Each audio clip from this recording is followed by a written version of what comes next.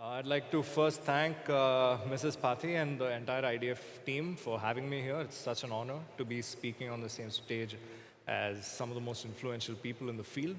I'd like to begin with a quote, like how we start our day with the morning WhatsApp messages.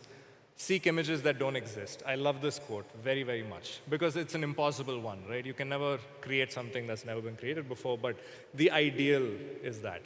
I run a plural design practice called November. We are involved in all kinds of work. We've been very lucky to work with some of our favorite people as clients. This is work that we did for Ruchika on Bodice. Um, we've done all kinds of different work, identities for exhibitions, architecture festivals, branding, um, very diverse kind of branding work, work in social activism. This is for a group called Katiyakari in Tamil Nadu that is an anti-caste theater group, and we want to give them a very powerful identity. Animation and motion graphics for design festivals.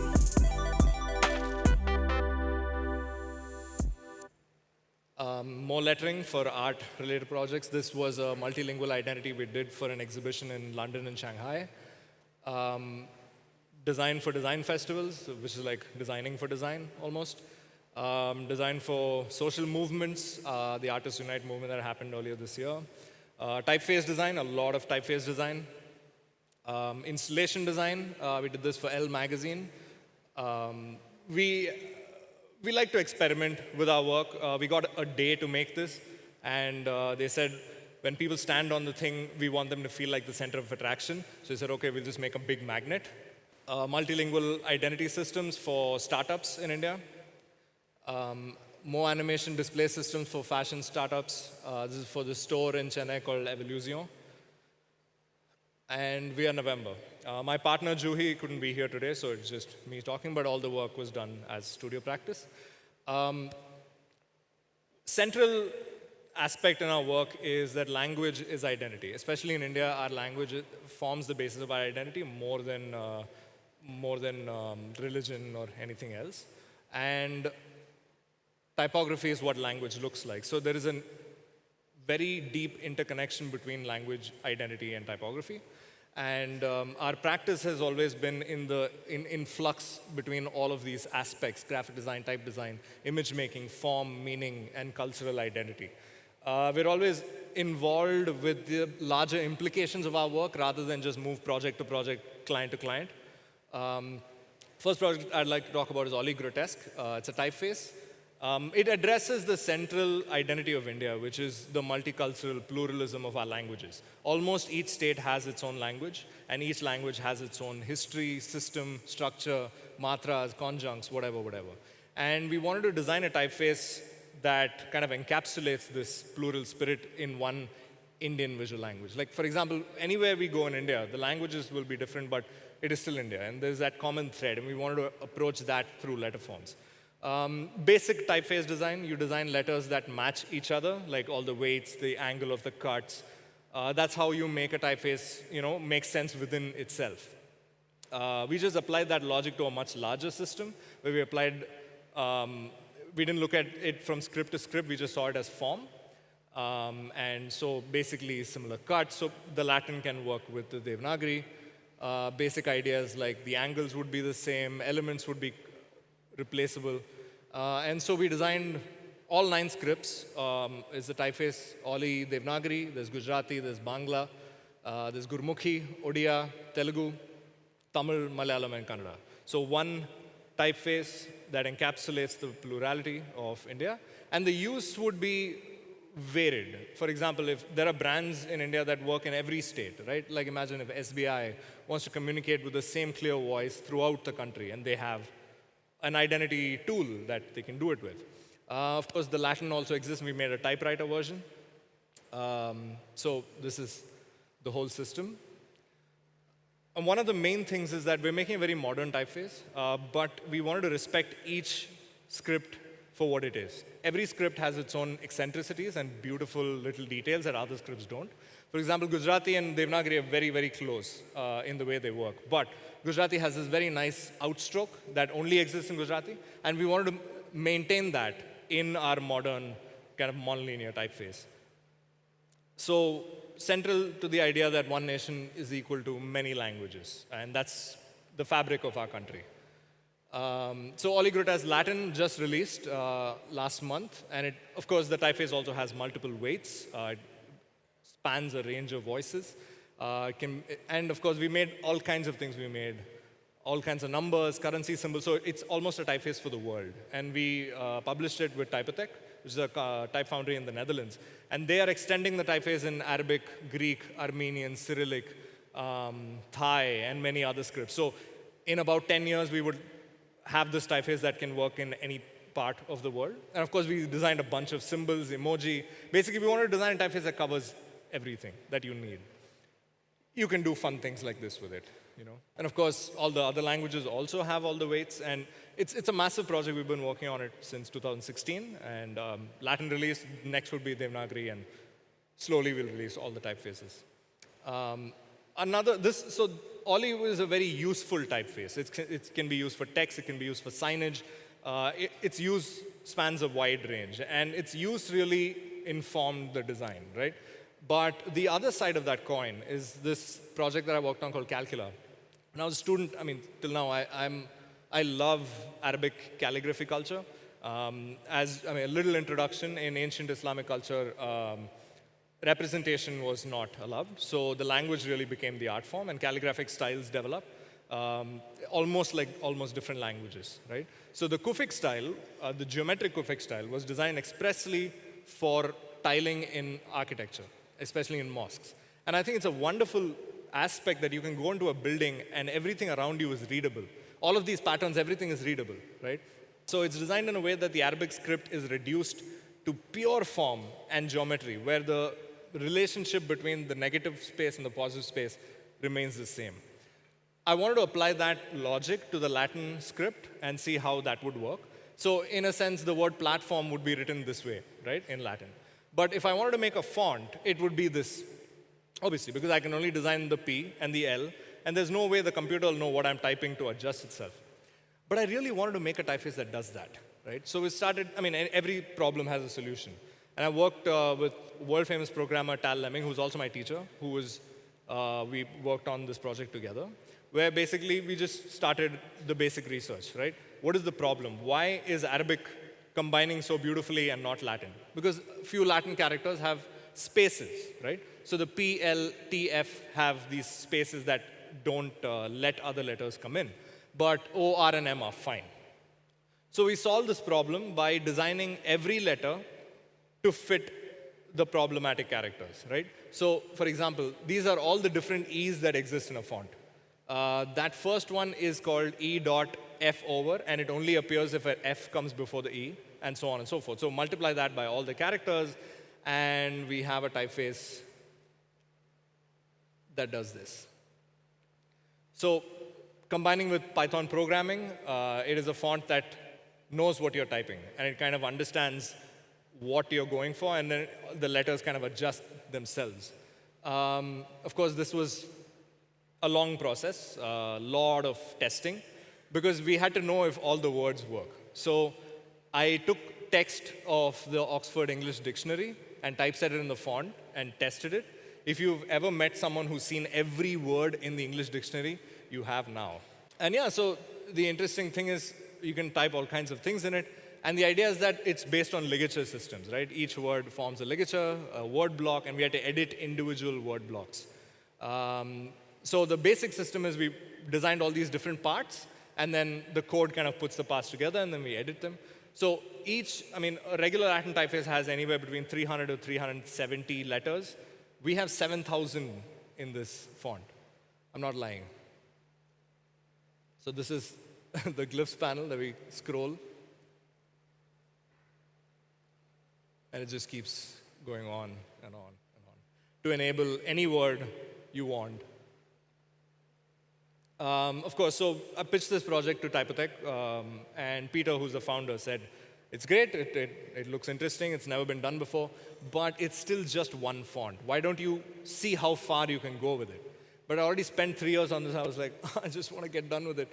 But so we thought, okay, the idea is that it's from architectural tiling, right? Architectural tiling it's not the same thing again and again. There are multiple styles. And since half the font was built on code, we thought the rest of the font can also be built on code. So we worked with the programmer Frederic Berlin to create these programs that very logically affect the letters. For example, all the letters in Calcula are technically rectangles. So I asked him to create a program that splits every rectangle into multiple rectangles, right? And so we have Calcula Stripe. And then I asked him to create a shadow thing so that we can make shadows with it. And this is my favorite, the stone. So basically, it tracks the sun's movement, and then you can get a shadow on the letter forms. And the idea is that now you have layers, right? So this is the solid font, and then you can add the shadow font on top of it, and then add another shadow, and then we get more and more and more fonts.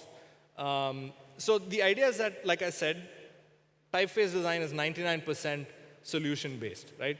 A newspaper would come to you and say, we use this paper, we're going to use the font in this size, so design something that's legible and readable in that size. And we design, with proper testing and with a use in mind. But this typeface, I have no idea what it can be used for. But the good part is there are lots of things we discovered that it can do. Because it's based on Kufic, it has the nice side effect that you can create patterns with it. So this is the word Ellen written as a pattern. So you just keep typing it and it makes itself. So textile designers have bought this font. Probably the first font textile designers have ever bought. So I don't know. I mean, it's made quite a bit of money, but I don't know where it's going to be used for. So that's a very exciting proposition. It's available on Typotech. You can check it out, or you can buy it and give me money. The other project that I want to talk about is this project we're working on with Arijit Sen. How many of you here know Arijit Sen? That's great. So he's an illustrator, the first graphic novelist in India, and one of the greatest artists of our times, right? And so I went to design school because I wanted to make comic books. That's what I wanted to be, a graphic novelist, right? And then I discovered graphic design, and then moved. But my love for the field always remained. And Arijit was one of my heroes when I was in school.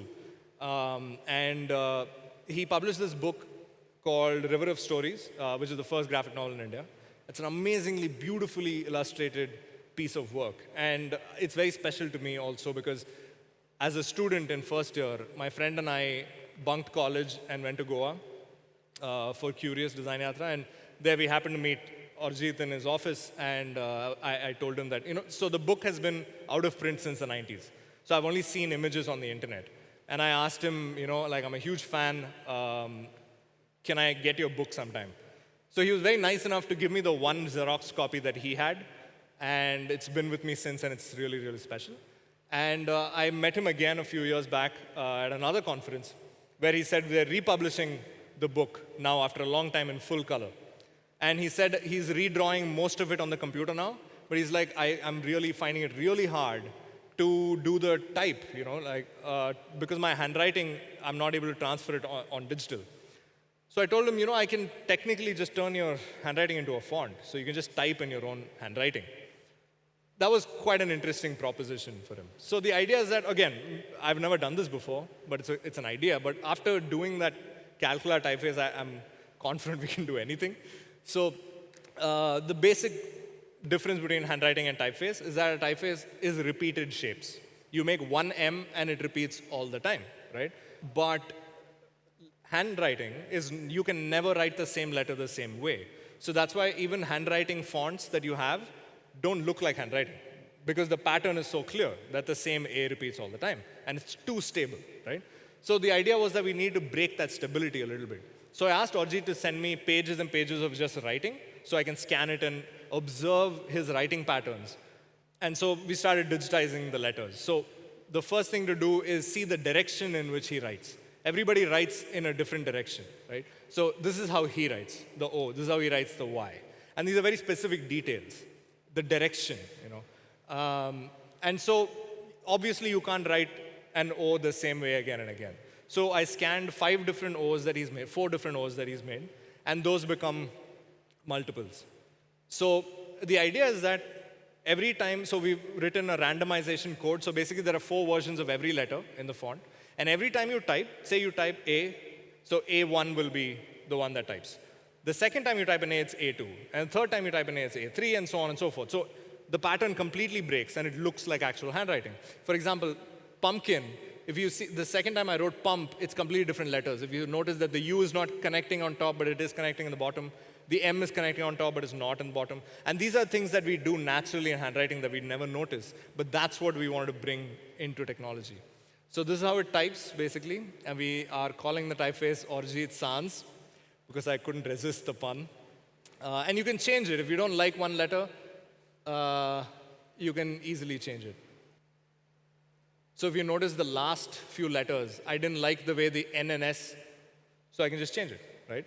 Very simply. So it has a lot of options. So it is very intuitive, very intelligent, and it understands every time you type a letter, it's going to replace the letter the next time. And it's not stable. Every letter is on its own baseline, right? It has that randomization, it has that weirdness of handwriting, and the pen thickness is never the same. So it has contrast, it has rhythm. That's why handwriting is also readable, because it's not a font. So yeah, this is the way it works. And some of the little details that we liked was some letters, some words he writes in a very specific way. For example, whenever he writes HI, it's always in this connected manner. Whenever he writes FUL, it's always in this one form. And we wanted to retain that, and we created that as one letter.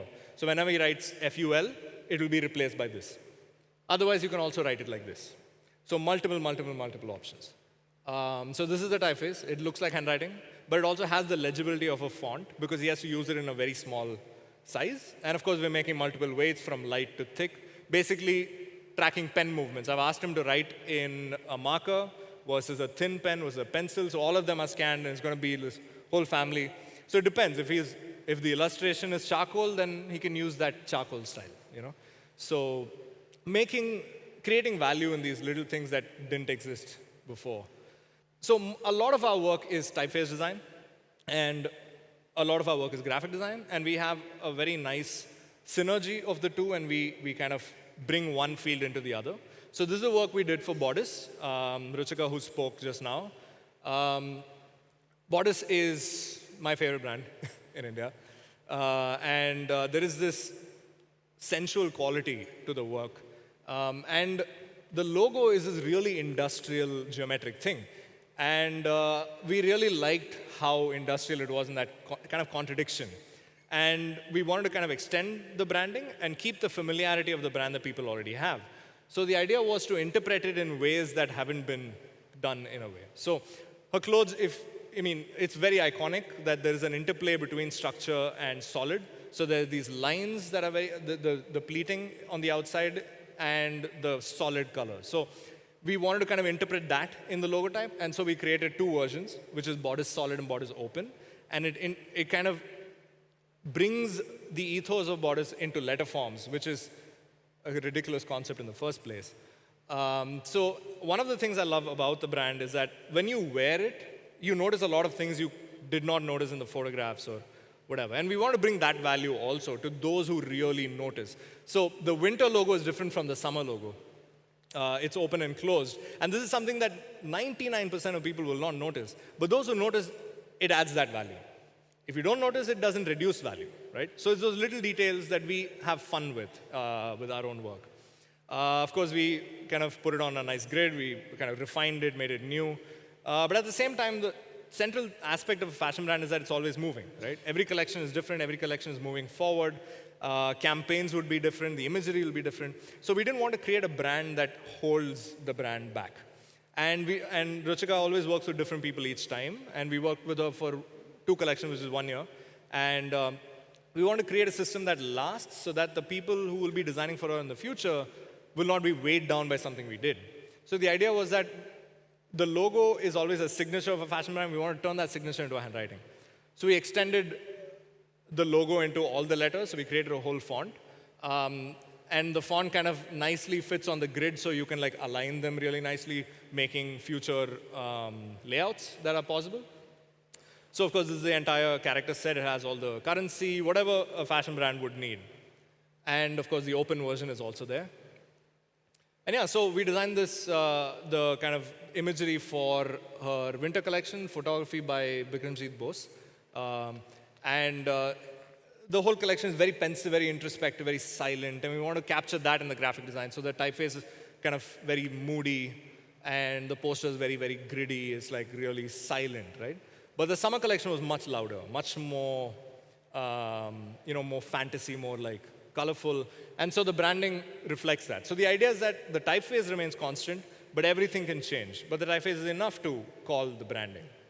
So we like to experiment with the way we work as much as the work itself, right? So Design Yatra, so Curious Design Yatra is a big design conference in India.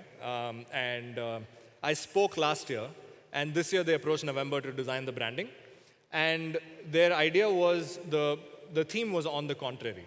It's a very interesting thing. Their whole idea of this time was calling the rebels in design, the people in design that really kind of violently rebelled against norms that they had, like people like David Carson, So we wanted to really interpret that spirit of rebellion, of subverting what is normal today. And so we didn't want to just look like a rebellion. We wanted to kind of rebel against what we find is boring now. And this is the design language of today, the Silicon Valley design language, right? The UI UX language.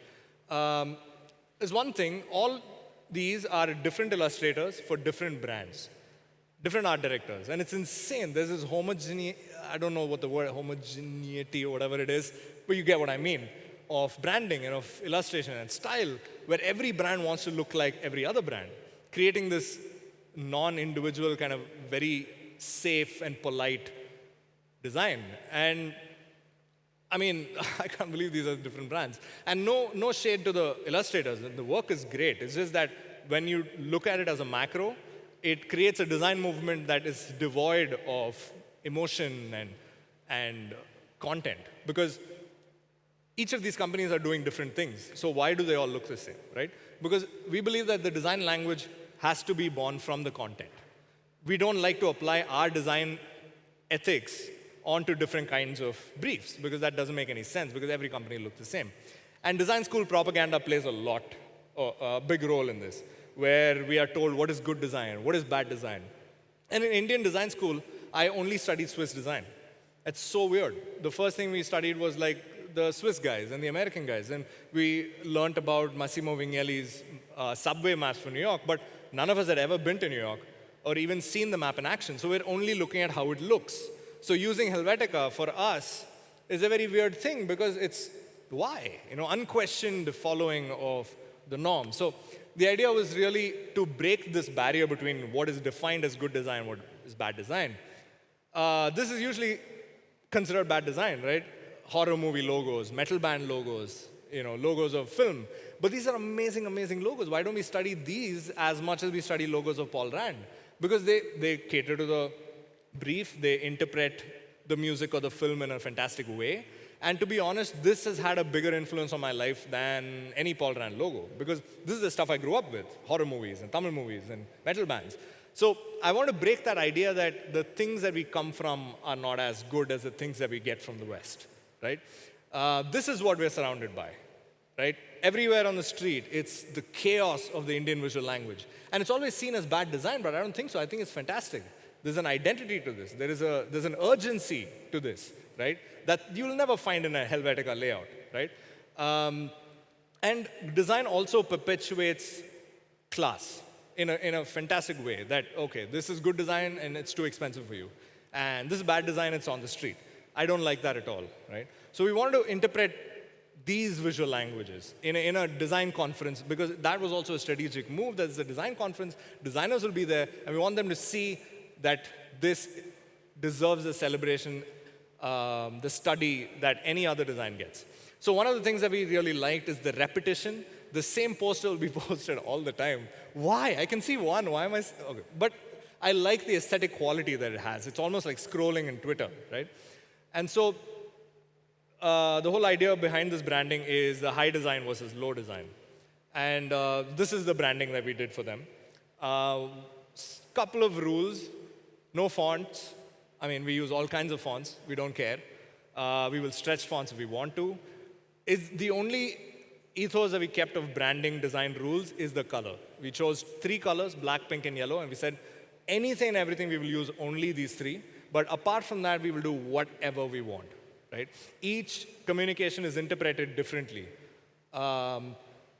It's digital, then I want a lot of scrolling. I want this chaos. I want this beauty in this chaos, right? I want the logos of the metal bands that I love to inform contrary and the theme. And another thing that we want to rebel against is the way things work as well, in that conference branding is always templatization, right? You create a template, put all the speakers in the same way. We want to design each thing differently, because each speaker is different, right? And that plurality, I think, is the design language of India, that everything is approached differently. So David Carson worked a lot in the early digital phase, so we kind of got a typeface stretched in the way that old Apple computers would interpret them. Anna Ginsberg is a feminist filmmaker, and we want to interpret feminism in this, break that idea that masculinity is all rugged and femininity is all this delicate script fonts, and we want to give her like this really hardcore logotype. And it's informed by this. I am not, I make my sources very open. It's exactly that, interpreted in a new way, right? And each thing is designed differently. But even with all of this chaos and all of this difference, it's the same brand, right? This is the kind of risk that most clients won't take. But the first time we presented this idea, we thought we were going to get shot down. So we presented only one idea. And it's a good thing that Curious didn't have much time, so they had to settle on something. But the idea was they really liked it. They were really on board, and they were like, yes, we really want to do this. And we were like, really? Are you sure? But yeah, it worked, and it was wildly successful, which is the point, that we don't have to be safe to be successful, right? Like what Mr. Kobe said, beware of best practices. We'd go one step further and say best practices are best forgotten. Of course, we animated it for the big screen. It had to be animated, and the language really comes through in movement. And we animated each thing differently. It's not the same loop that we apply. So the idea was also to not be bored of the work. A lot of times in design, you create the branding, and it's great and fun. Then when you have to sit and do the collaterals, it's so boring. But we want to make that as interesting as anything else. So each thing is completely different, and yeah. So hopefully after this, showing that something like as weird as this was successful, hopefully more clients would be more open to more experimental work. I'm not saying work that looks like this, right? This worked for this brand. This won't work for any other brand. But the idea to approach things in a very subversive, lateral way. And there's a huge difference in the way things are portrayed, cultures portrayed. There's no politeness here, but there is a raw intensity that works. So the idea is really to play with these forms and try to subvert what you think works, because every time we think like this works, why does it work? Can it work any other way? And that's where the magic of design is really imagination, right? Unimaginative work is a crime, I think. And one of the things I was talking about, how Indian design is not documented very well. Like, there's no history of Indian graphic design, even though we had insane graphic designers working. But there was no body before IDF, I think in the 80s and all, there was no body to kind of document people who are working in isolation. So we've started a research wing in our studio, November Library. It's on Instagram for now. It's going to start making film and do the whole thing, where we interpret graphic design from the Indian past. And we don't interpret it in terms of aesthetics, right? We don't say, oh, they use this font, so it's cool. But we talk about why they use the fonts they did. What is the cultural context? What is the political context behind decisions? And through a theorization, we can probably interpret an Indian design movement. Because, the Americans have modernism, postmodernism, whatever. Where is the Indian movement? Is it pluralism? Is that what it is? So that's something we're really interested in that research idea. But yeah, thank you.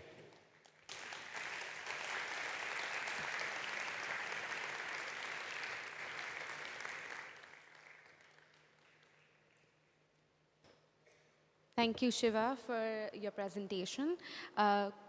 Could we have some questions, please? Hi, that was extremely interesting. Over here.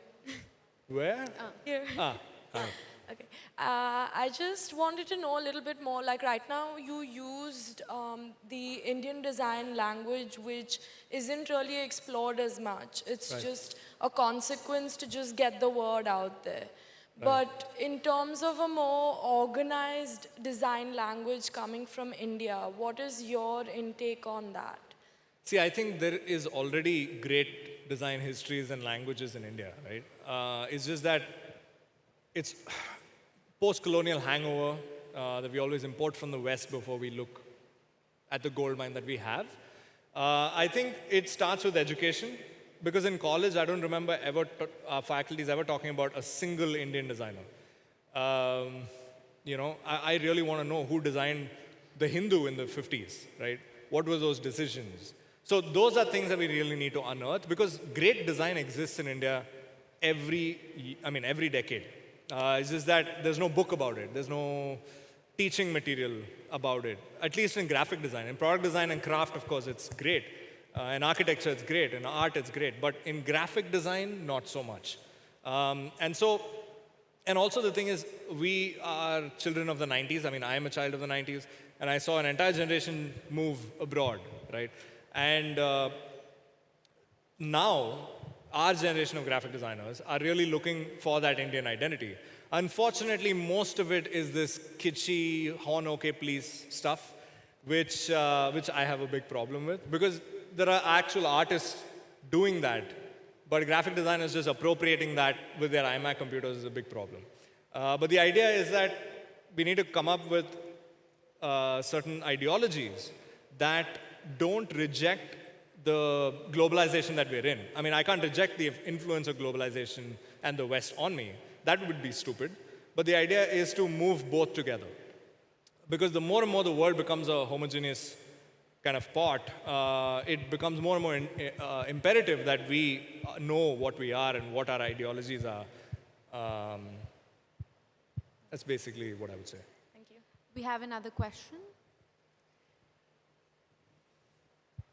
Hey Shiva, it's a nice presentation. Thank I have two questions for you. Yeah. First question is, who are your influences? Does Andy Warhol has any significant influence on your work?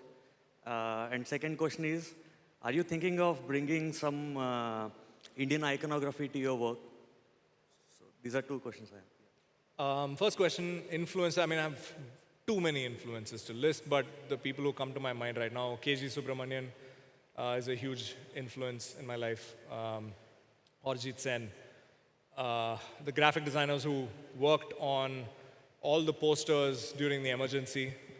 And from the West, of course, there's a lot of people. Abbott Miller, Peter Saville is a huge influence on my life because music was first for me, and then it came through design. And Peter Saville is the one who designed all the Manchester, Joy Division and all that. So those would be my main influences: Satyajit Ray, Shantiniketan, the whole deal, right?